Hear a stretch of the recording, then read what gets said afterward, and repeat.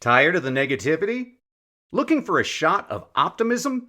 Well, I have an inspiring story to make you smile right after this. This episode of Misfits and Crackpots is brought to you by the Well-Crafted Story Workshop. Struggling to connect with your audience and attract new clients?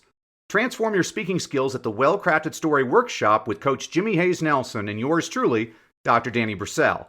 In just 2 days, master the art of crafting compelling speeches that convert listeners into clients. Whether in-person or virtual, you'll get personalized attention in an intimate group, learning not just from expert coaches, but from fellow entrepreneurs. Don't let another opportunity slip away.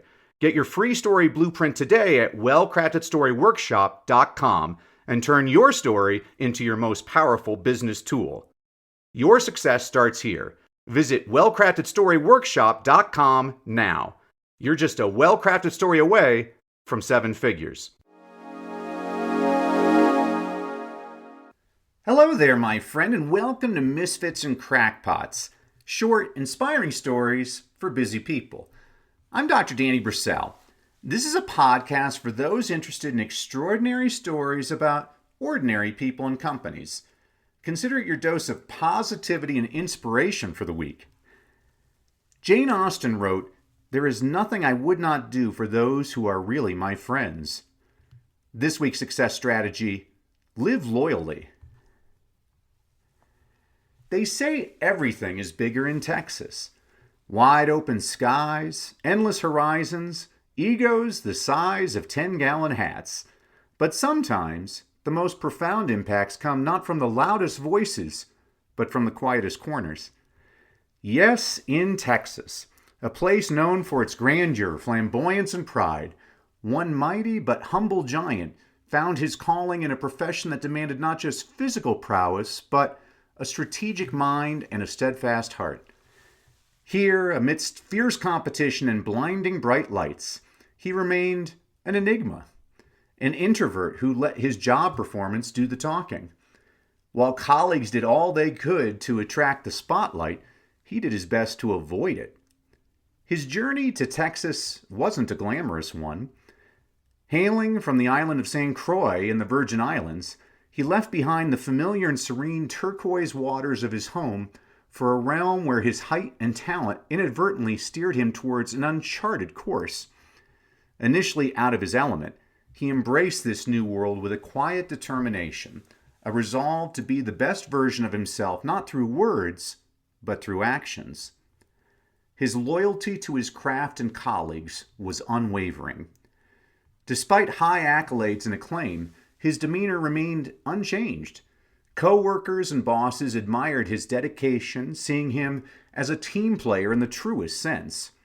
In a field dominated by extroverts and braggarts, his belief in the collective over individual glory, ironically, made him stand apart.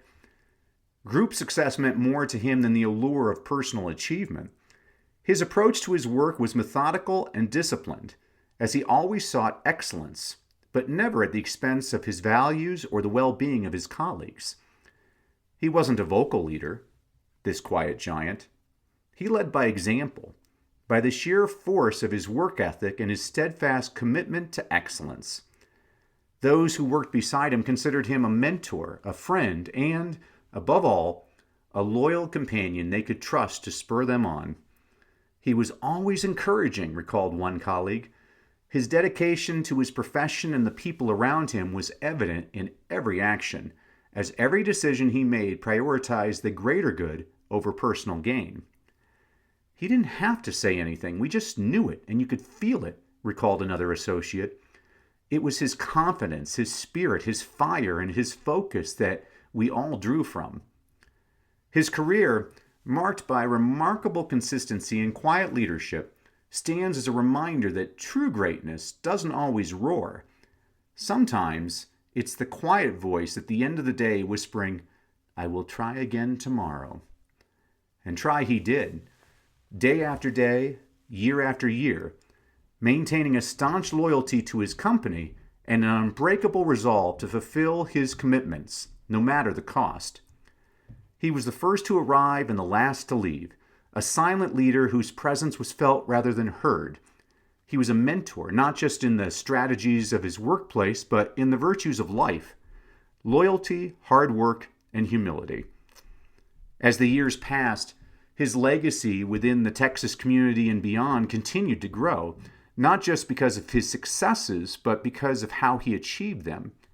He remained humble in a world often captivated by the external trappings of success and selfishness. He had his critics, of course. Some questioned his seemingly emotionless demeanor. But his revered boss looked at him as a soulmate and had this to say about him: "Any boss who has an employee as a leader who is respected by everybody and who can handle criticism makes the job much easier, so I was very fortunate in that regard." And his doubters faded away, one after another, silenced by his relentless efficiency and stoic mannerism. In him, they witnessed a beacon of integrity and loyalty in a profession where such qualities are rare gems. Loyalty. That's a word that gets tossed around a lot these days, but its true meaning seems to have gotten lost somewhere between retweets and reality show meltdowns. Loyalty. That was a word that resonated deep within him. In an era where shifting loyalties are often seen as a strategic move, he stood apart. His career saw him stay with one organization, a decision that spoke not of a lack of ambition, but of a profound sense of belonging and responsibility. This was not a man swayed by the transient tides of fame or fortune, but one anchored by a deep-rooted sense of purpose and place. Unlike the mercenaries of the modern era, he never craved the spotlight of the bigger markets in his industry. He pledged his allegiance to a Texas city that is often left in the shadows of its larger rivals, Dallas and Houston. His home, San Antonio, soon embraced him as one of their own, and he rewarded their loyalty with a relentless march of NBA championships, 5 to be exact. And the numbers would not stop there. Drafted as the number 1 player by a team down on its luck, he pledged his allegiance and never wavered. 19 seasons. That's how long he wore the same jersey, the same colors.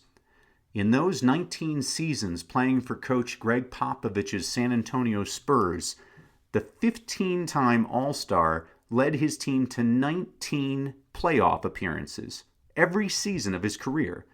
He won a total of 5 Most Valuable Player awards, 3 in the finals and 2 in the regular season. And his team went 1,072 and 438 in regular season games during his tenure, the best winning percentage over that time among all NBA, NFL, NHL, and Major League Baseball franchises. And it all happened because of a couple of twists of fate.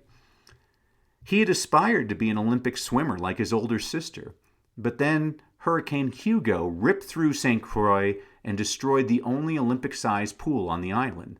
So the skinny, silent teenager picked up a basketball and started playing for his high school team. Then, when a group of NBA draftees went on a barnstorming tour of the Caribbean, one of the players noticed the unassuming giant and told his former college coach about the prospect. That gave his coach, Dave Odom, the inside track on recruiting the young man who would eventually lead Wake Forest to the Elite Eight in the NCAA tournament and win the John Wooden Award, given to the most outstanding player in America. Yet, in a world that screams for attention, the man who many consider to be the greatest power forward ever to play basketball professionally rewrote the narrative of superstardom. His legacy is a powerful reminder that true greatness and loyalty are not proclaimed in loud declarations, but demonstrated in quiet actions and steadfast commitments. In the bustling, vibrant landscape of Texas, Tim Duncan remained true to his introverted nature, quietly going about his business, setting a standard of excellence and loyalty that continues to inspire long after his departure from the court. See, friend, inspiration is all around us. You just have to look for it. Thanks for listening. Join us next week for another inspiring story about misfits and crackpots. Misfits and Crackpots is a production of Success Media, produced by Terrence Wishner. Sound effects by Alessandro Lucati, courtesy of Pixabay. Thank you for tuning in. If you love today's story, there's so much more to explore in the book Misfits and Crackpots by yours truly, Dr. Danny Brissell. Grab your copy now on Amazon and dive deeper into the extraordinary lives of those who dared to change the world. Don't forget to subscribe, leave a review, and share the podcast with fellow misfits who love inspiring stories. See you next time.